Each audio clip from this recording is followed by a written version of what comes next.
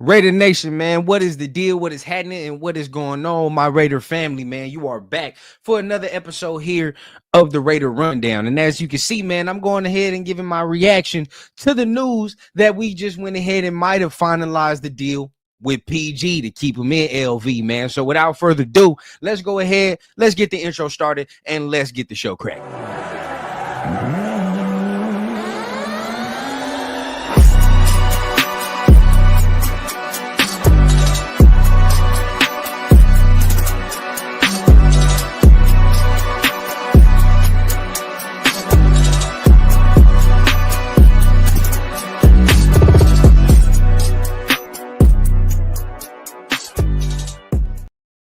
What is going on? What is the deal? And once again, what is happening? Like I always say, man, make sure you guys are touching on that like button. And at the same time, if you really feeling what you're hearing, make sure you're tapping on the subscribe button as well. You know, I always got to let you know, this is a pre-recorded episode. This is not a live episode. This is pre-recorded. Tomorrow, we will have a full live with our guy Severe, man. The Severe Raider will be on the show tomorrow. We're going to break down the Pete Carroll moves, now this new PG move, some of the things that we might be looking forward to, and a little bit of the draft, man. So make sure you guys tune in for that. But even though it's a pre-recorded, man, don't cheat your boy now. Go ahead, hit the like button at the same time. Make sure you sharing this out so we can bring some more Raider people into this family that we got growing right here. But right, like I said, without further ado, we got to talk about some of the PG news, right? And it's reported, okay, by Josina Anderson. And you know what time it is. I got to go ahead and get it right, give my graphics up. And as always, man, shout out to the guy, Raiders Resistance, for the graphics, man. Always a shout out to the dog, man, always supplying some of the fire graphics. But if we looking, man, reported by Josina Anderson, and this is somebody that, you know, when she speaks, you got to listen and you got to keep an open ear. She really does not do the clickbait. She doesn't do any of the fake news or something like that. You know what I mean? She reports what she hears mainly most of the time, right? So per Josina, we're working to finalize that deal with Patrick Graham. I'm very intrigued to see what the final number of the deal is, right? Is it a 1-year deal? Is it the same amount of length as Pete Carroll's deal? Is it the same amount of Josh Spytek's deal? Like, I doubt it. But at the same time, you're probably looking at like a 3-year deal at maximum, which is Pete Carroll's deal. I want to see if it's mainly just a 1 year. What's the deal? What is the case with this? But the fact that this man has retained, y'all remember, man, what was that dude named? Brandon Parker. Right, and in no way, shape, or form am I saying PG is comparable to Brandon Parker as a coach as Brandon Parker was a player. Definitely not. But like, it's like some dudes just stick around, right? Like, these motherfuckers just find a way to continue to wear the silver and black. And PG is on his third head coach, I believe. Y'all let me know down below in the comments, man. But I think this is like third head coach, right? And has remained with the squad. That is a testament to PG, how he is as a coach, right? The respect he has as a coach, the respect he gets from his players as well, right? Not only from the coaches, but from the players as well. A lot of respect, man. And for a new staff to come in, obviously, you know, they probably talk to people within the building, but for a new staff to come in and realize how valuable he is, great little caveat that you can put in a feather in your cap you can put in there, right? But we got to talk about this, man. The whole time, okay, I didn't really think that PG was going to come out of this with a head coaching job. I didn't. I just thought there were other candidates that teams might have looked at him for, whatever the case. Now, I did think he might have left for another defensive coordinator job, 100%. But when the Bengals job got filled and when certain jobs got filled, nothing else looks like it made sense, right? So this move right here, I feel like it makes sense for all parties involved. And let me explain. From the PG side, we just talked about it, right? Okay, I feel like it makes a lot of sense because there's not really anything out there that excites you if you were PG. No opportunity that could come knocking right now that you'd be like, all right, bro, like, yeah, that's a good opportunity. I don't see that.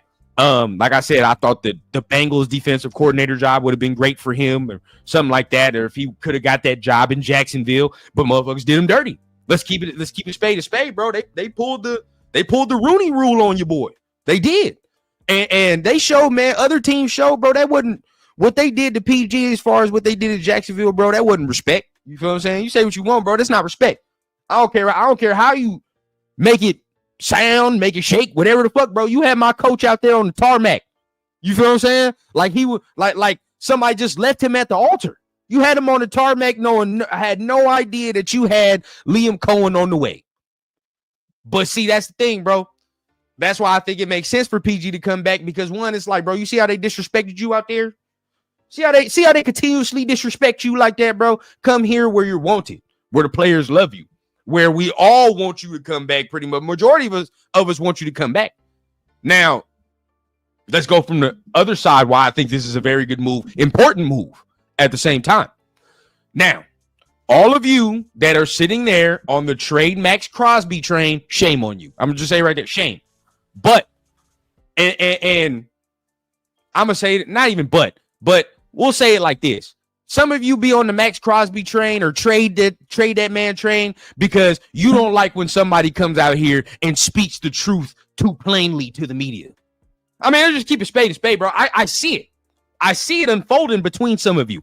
You don't like when certain motherfuckers come out here to air the dirty laundry that everybody can see is around the fucking floor in the house, right? Like, it's not like, bro, oh man, nobody can see in here. Like, let's just keep everything in house. It's like, bro, we living in a glass house and there's fucking dirty clothes and dirty drawers everywhere. So getting mad that somebody's airing out the dirty laundry that everybody can fucking see makes no sense. Zero. Right? Because, bro, it's truth. What everything and nothing that Max has said in this offseason warrants, oh, he's a diva, or that's diva behavior. Nothing. Zero has warranted that. But at the end of the day, what he has said in this offseason, in saying that, has been 100% correct. He has said nothing wrong this offseason. Zero. So I just don't understand where some of that is coming from. But continuing on this point and wrapping it all the way back around on why I think PG is a good move, because even though I don't think he will go anywhere, still Max is in a show me state right now with the organization, and as he very well should.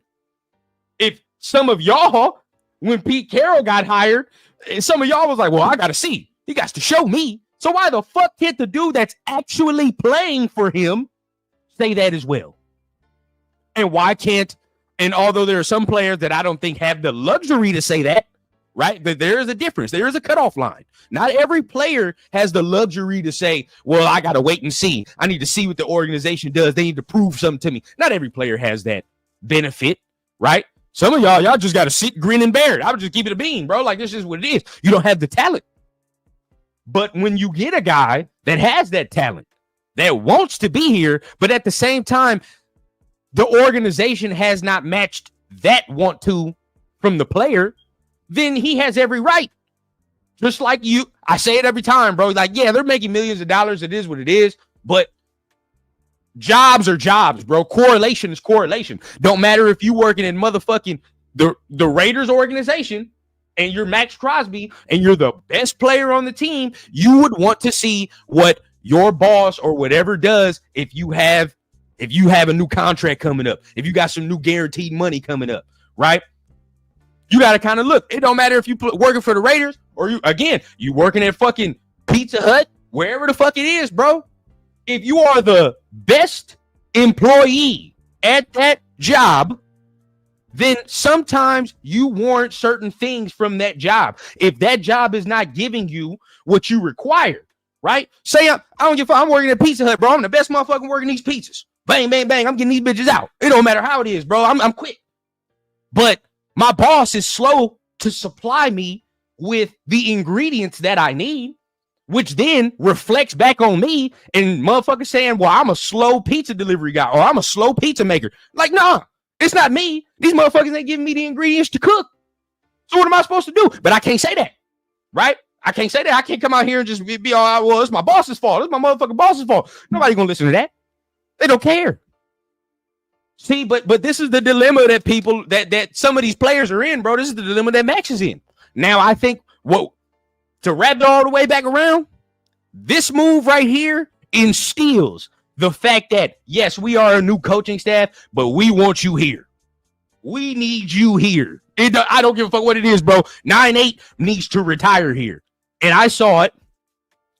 And remember, I don't toot my horn often, right? I really don't, because I really don't give a fuck. It is what it is. But remember, that was the first one that came out here, and I told y'all can go back a couple weeks ago. Max is finna get an extension. This is before all the diva-ish behavior that people was talking about. One, good authority that he's gonna get an extension, but two, when you're a new staff, new regime that comes in, bro, the first thing you got to do is stamp the flag. And in some cases, it's not always good, it's not always bad. There are extreme cases where, in the case in point, John Gruden, he came down and stamped that flag. That flag came in the form of Khalil Mack getting traded. No, not this time, right? And this is the thing. Josh McDaniels did it. He tried to do it. He tried. It just ultimately didn't succeed. But he came in here. He gave extensions to people that he thought were cornerstones, anchors of this team, right? And by all accounts, for me, this is just me personally, I feel like some of the dudes that McDaniels money to, it was just the problem. You gave them to some of the wrong people. You gave bread to some of the wrong people. But this time, I don't think that's going to happen this time. I think Max, number one, needs to get that bread. Spillane after. He needs to get that bread as well, and that sets that tone, right? But I think a move like Patrick Graham allows guys like Max who have no more guaranteed money. Spillane, who is an impending free agent, right? Trayvon Merritt, who's an impending free agent. It allows all these players now to look and say, well, you've listened to us. The continuity is there. I can continue to play the position or the way that I was playing to end the year off, especially if you're like guys like Trayvon Merritt and shit like that. I could continue the success that I was seeing with the same coordinator that understands my skill set. That is invaluable. Now we're going to lose some guys to free agency. 100% we're going to lose that shit. It's just how the nature of the beast, right? Like this is just how this shit goes. But this move allows you to retain most of the guys that you probably would have lost if he was to dip out, right? Like there are some guys that I definitely, in my mind, I'm like, yeah, they're gone because he's not coming back. Or maybe if Rob Leonard doesn't come back, then there's another slim chance. Now that's another domino that I want to fall. I definitely hope we keep Robbie Leonard, at least as the D-line coach. Definitely keep him. So I hope that domino falls. But this move right here is an amazing move. An amazing move because you keep the continuity with the coaching staff. You keep the same verbiage, same lingo. Players get to play the same positions that they found success in. So another portion of the continuity, right? And also a respected voice within the coaching staff, within the locker room that, you know, ultimately I think will bode well for the chemistry of this team. I definitely think it will bode well for the chemistry. Now, again, this is a pre-recorded. I will be going live tomorrow with my guy Severe. We'll break this down in more detail, and we'll break down some more of the coaching staff moves that are made. I know, McMahon was retained. I saw some people tripping about, McMahon, the special teams coach, being retained. Why? Why are people tripping about this, bro? When you've literally had top 10 units in special teams over the past years. I just don't understand, right? Like, but outside of Daniel Carlson, that was the only issue that I have with our special teams, bro. I'm gonna be honest. Like, that's it. So that I don't understand why people are tripping on that, but we will go into more detail about that. I got Senior Bowl Day 2 analysis that I'm gonna be dropping. Is gonna be a pre-recorded episode like this. So make sure you guys are tapping in. I'll do solo this time.